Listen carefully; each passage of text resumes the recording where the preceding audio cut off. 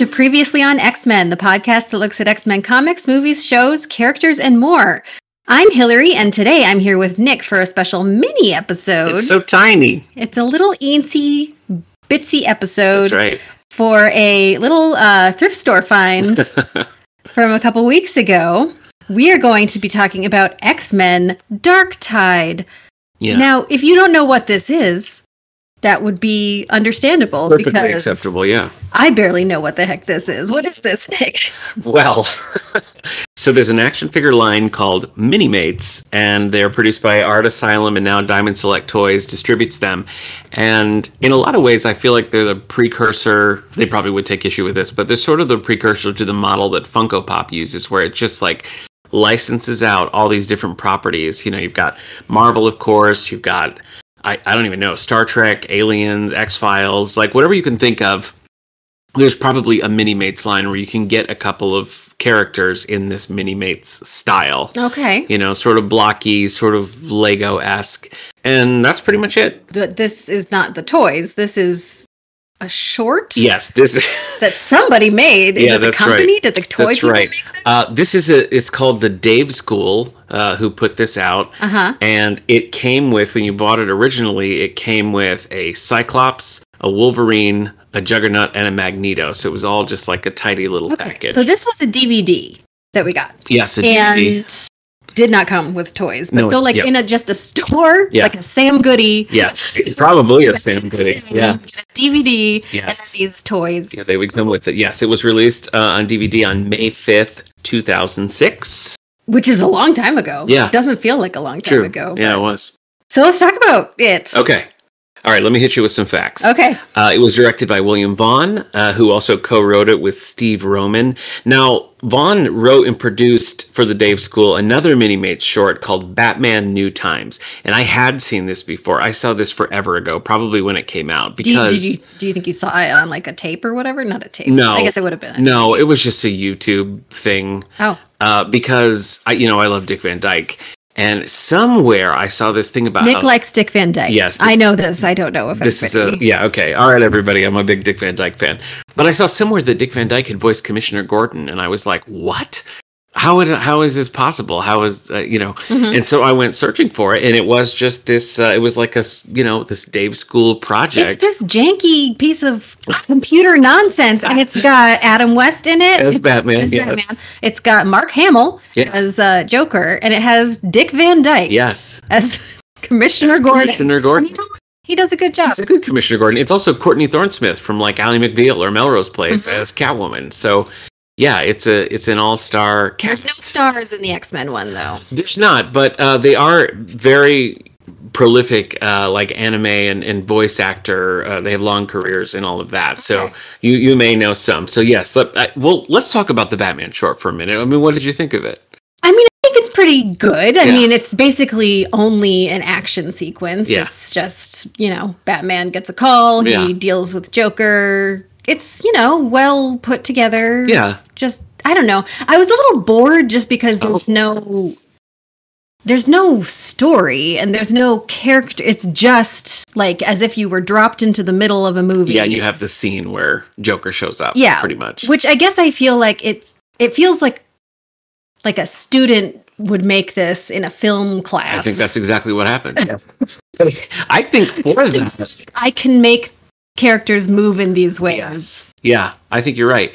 But I thought it was interesting to see Adam West and Mark Hamill interact in those ways. Like, that's just odd to see Adam West interact, like the Adam West Batman interact with Harley Quinn is weird, so. I mean, it was interesting to watch it and sort of pick up on the different versions of the Batman universe that they would sort of take things from all over the place. Like in the X-Men one, we'll talk about they kind of lock in an era that they're working with. But in this, it was like, like you had the sky, and it was like exactly the sky in the Batman. Yeah, the WB cartoon. Batman cartoon. Yeah. And then you had Harley Quinn. From like the old animated series. It's just sort of all over the place. Catwoman disguised herself as Kitka, which is from the 60s Batman movie. You have shades of the 89, like Michael Keaton. So yeah, it's all over the place. That's called Batman New Times, and you can find it readily on YouTube. So Pretty fun. Shall we talk about X-Men Darktide? Yes. Okay. So we start with Cyclops and Jean in like a stadium. Yeah. Fighting a Sentinel. Mm-hmm. And then Wolverine pops in and he does his whole thing fighting a Sentinel. Yes. And then Beast finishes off the Sentinel. And then that's basically just the introduction. Like, they fight a Sentinel, tra-la, they're done. Well, kind of similar to New Times, we pop into an action sequence. Yes, but this is just the opening. Yeah. Like, these people do action kind of a thing. Then they get a call from Xavier that there's a problem because Storm has gone like AWOL. Like, they don't know what's going on with her. He can't connect to her psychically. He's like lost. The psychic connection somehow. Yeah. And so we have to find Storm. What's happening with Storm? I don't know how they figure out that they have to go to this, but they go to an oil rig in the middle of the ocean. Somehow, like Archangel, I think, connects those dots. Archangel is he shows up around with them. So that's our main team. Yeah. So they get in the jet. They go to the oil rig. Yeah. Magneto and Mystique are on the oil rig. They have some elaborate plan. Yeah. Magneto tells Mystique to distract the X-Men while Juggernaut finishes whatever he's doing. We don't know what that is. Yes. Now, their costumes, Mystique is what I associate her mostly in, like, the comics. Is that how she's dressed? I would say she's... Yeah, it's the white dress thing. Yeah. It's like the outfit that she wears unless someone makes a decision to do something else. She, Magneto, and Juggernaut do have sort of the animated series or what you'd say is the classic costume. The X-Men themselves are in the Grant Morrison style. Yes. So that's an interesting... Beast has his cravat. Beast's got the cravat. They mostly look fine, and they sort of look... I mean, it might as well be the movie costumes. They're just very like black, simple. But yeah, then Beast has the cravat. Yep. Speaking of Beast, yes, this was a completely baffling voice choice for me. Yeah, the voices in this, I think, were, especially coming out of Batman New Times, where there's so many like A-list essentially, and I wonder if maybe because New Times was never really released commercially, and this was, so maybe like the deals involved, were different. I mean, that's fine. Yeah, I mean, like, I don't think they need to, but it's just this particular. Everybody else, I think, was mostly fine. Yeah, but this was. It didn't sound like they were going for anything familiar with the Beast voice. Yeah. It's just like some dude who like just got out of math class on a college campus is what it sounded like. Beast is voiced by Dave Bridges. He was Hai in Yu Yu Hakusho. Oh yeah, Yu Yu Hakusho Ghost Files. That's it. That's the one. And several cast members had done voice work in this too, so I don't know if that show, somehow people involved were connected. But Cyclops is voiced by Darren Plevin maybe. Who was the voice of Toya Kinomoto in Cardcaptor Sakura, which was one of my very favorite shows when I was a kid. Yeah. Cyclops, and I didn't pick up on that voice at all. He's got a pretty good voice, I thought. It's kind of dorky, like you want Cyclops to be. Yeah, he was fine. I think the standout, if there was one, well, there's two. Okay. The women were the standouts, I thought. I agree, yeah. Jean's voice was just very strong, like she just sounded like a competent person and stuff. Storm's was a really interesting approach. I felt like she had almost a British accent vibe to it, and a really like rich tone. It wasn't like a typical Storm voice, but it was right for Storm. Yeah, it felt right. The voice actress is Mary Ogden Ewing, and this is her only credit on IMDb. So she was pretty solid. Jean was voiced by Claudia Thompson. She voiced Kelly in Emma, a Victorian romance. So I haven't seen that. Let me hit you with the rest of the cast. We have Peter Jordan as Professor X, Victor Lee as Juggernaut, Digger Meech as Wolverine. He voiced Bane in Payday and Payday 2, a game and series. This guy was doing Wolverine as Jack Nicholson. He was. As Wolverine. He was. Candice Moore as Mystique. She was Kodachi Kuno in Ranma. We mentioned Dave Bridges as Beast, Russell Waite as Archangel, who was Koga in Inuyasha. And that's the extent of the cast. So funny, those weren't remotely familiar to me. Yeah. Yeah, so anyway, where'd we leave off? They go to this so they're on the oil rig. Yep. Mystique has been tasked with distracting them. Yeah. So the X-Men have sent Archangel ahead to scout, and he spots Storm kind of like held in this electric something or other. In the background, you see what seems to be just a copy of the spinny thing from the first X-Men movie. Right, yeah, the thing that Rogue gets in. The spinny thing. The spinny thing, yes. But that doesn't seem to be part of anything. It's just there. So I just liked to do that. I think you're right. And so he gets her loose and she's like, oh, thank you so much. Surprise, I'm Mystique. And she attacks him. Yeah. So then they fight. Yeah, which was clever because I actually sort of thought like, oh, there's Storm is. I knew Storm was bait, but it actually didn't occur to me that she was Mystique. Oh, you're so dumb. I guess I'm basic. I don't know. So then they're fighting. Meanwhile, the other X-Men land. And they're like, Magneto's got to be around here somewhere. And Magneto's like, haha. And they fight. Yeah. And then Mystique basically beats down Archangel. But then to add insult to injury, in comes Juggernaut. And he knocks him into the ocean. Right. Back with the majority of the X-Men and Magneto, Wolverine, Jack Nicholson, goes off like, oh, you're terrible. I'm going to take care of you. Yes. And he jumps up to him. Yeah. And Magneto, of course, catches him with his magnetic powers and is like, dude. Yeah, why? Your body's dipped in metal. Why are you coming at me? What are you doing? And he throws him away. Then he starts to throw a ship. He gets like a it's like a shipwreck. He like pulls it out. It's a shipwreck. He pulls it out of the ocean. Yeah. And he throws it at Cyclops. And Jean says, get behind me, Cyclops.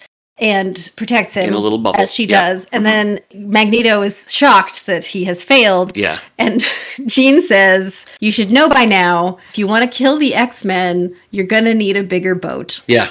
And I thought that was funny. Yeah. That made me laugh. Yeah. We're recording during Shark Week. So it's even, Yep. So then I guess she beats him. I'm not sure. I can't. Yeah, it kind of just, it sort of is like a draw, basically. Juggernaut's tossed into the ocean. Right. Juggernaut we don't see again until later. Yep. So now we get a bit of the understanding from Magneto because he has retrofitted this thing, the drills in the thing. Here's where the science gets murky. He says that he's going to drill to the center of the Earth. Yes. And stop the core from spinning or something, okay. Which I'm pretty sure, don't quote me on this, but I'm pretty sure that is actually the source of the magnetic. Oh, okay. And you're a scientist professionally by trade. I'm well known to be, no. But like, I think that's a thing, or at least maybe that's a theory. I don't know. That the spinning of the core has something to do with why there is a magnetic field of the Earth. This is not addressed. No, it's not. But it's the very first thing I thought of. Okay. All right. Anyway, what he wants to do is stop it from spinning, which I feel like would make him lose his power, but whatever. Yeah. Stops it from spinning. I don't know how it helps him, I guess. And then Beast says, oh no, if you do that, it will destabilize the atmosphere and kill all life on Earth. And then Magneto says, only human life. Yeah. Don't know why. They're all breathing the same air, right? Surviving. I mean, okay. There's probably a few mutants who could survive with no atmosphere. I mean, we can guess that. Yeah. But I don't know why that was a thing. But that was his plan. Yeah. Whatever. So they somehow destabilize the device. Yeah, whatever they're using. Yes. And so the whole thing's going to blow. We got to go. And so Magneto and Mystique just bail. Yeah, it's like, till next time. Just go. Mm-hmm. And the X-Men are like, okay, well, I guess we beat them. And then they leave. Yeah. And that's basically it until there's like a little ending thing where you see a beach off in the distance somewhere and Juggernaut is trudging out like he's just been walking along the seafloor. I saw that and I was like, I know I have read this in a comic book before. And it is in a Spider-Man story, Amazing Spider-Man 229, where he and Black Tom Cassidy are doing something and Juggernaut's just like, you know what, forget this. And he jumps off the boat and walks back to Manhattan. No, I don't get how that works power-wise. Because doesn't he still need to breathe oxygen? His power is murky because it's a magic thing. It's vaguely magic, sure. So I guess I could see a world in which that would work. Okay. I'm not really sure. I feel like there might be something in the animated series with this too, because there is an episode where he teams up with Black Tom, and that also, the scene stood out to me too. So I feel like maybe that's I think that's a thing that happens. Love to ask Eric. He'll be able to rattle it off right away. So, that's pretty much it. How do you feel about this Minimates standalone Darktide? It's the Batman one, just sort of like, great, whatever, I guess this happened. Yeah. Like, I don't know. I guess maybe back at that time, like in 2006. Yeah. When I remember, if you were someone who consumed pop culture, like cult things, you were just grabbing at whatever you could get. Sure, like you were just like digging through VHS in like a Hot Topic or whatever. Sure. I don't think they sold VHS in Hot Topic, but I understand. Just digging through stuff to find whatever you could take. So I feel like maybe at the time this would have been like, I get to see X-Men doing anything at all. So great. Awesome. But nowadays I'm just sort of like, great, I guess, whatever. Do you remember when Cartoon Network was doing the whole like DC Nation thing and they had all sorts of little shorts and things?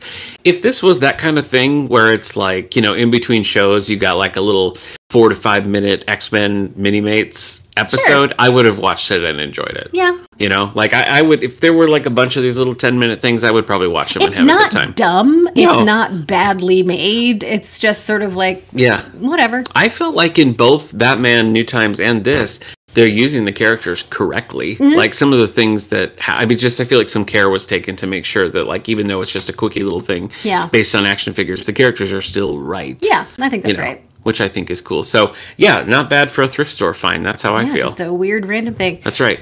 So, we just wanted to pop in and share that fun little thing. Yeah. And I guess that's it. Yeah. For us mini today. Episode, baby. Mini episode for a mini episode. Well said.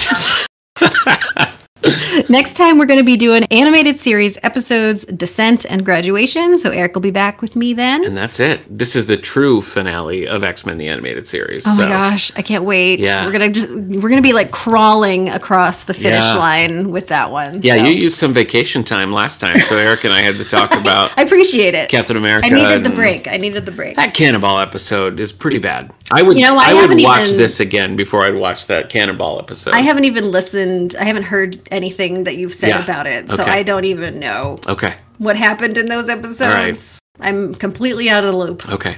Well, you didn't miss anything. That's what I'm imagining. Very confident about that. Though Eric says Graduation they do kind of a finale thing. So yeah, which I don't think I've ever seen, so that'll be interesting. I haven't either. I'm excited to hear you guys talk about it, and I'm excited for X-Men 97. Yeah, so join us next time for those things. Thank you to Prophetic Music for our theme song. Previously on X-Men is brought to you by the Radio Meanwhile Network. Other shows on the network include This Endorian Life, 90s Music Got Me Like, and 9021 Here We Go. Follow us on Facebook, and be sure to follow the network on Facebook, Instagram, and Threads for info on all of our shows. Please rate, subscribe, or share this show wherever you get your podcasts. See you next time. So long. There. Some bad hat, Harry.